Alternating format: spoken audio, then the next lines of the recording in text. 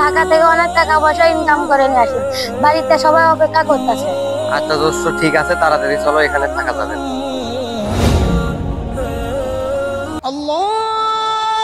দোস্ত আজান তো এখানে হয়ে গেল, নামাজটা এখানেই পড়ে নি। দূর, এই বন জঙ্গলে কেউ নামাজ পড়ে? তার চেয়ে বন্ধু তুমি নামাজ পড়ে নাও।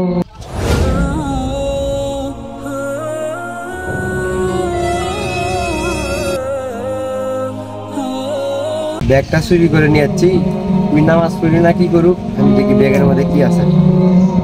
এই, দোস্ত খুঁজছি নিয়েছি, ব্যাগ ফেলে দিছো।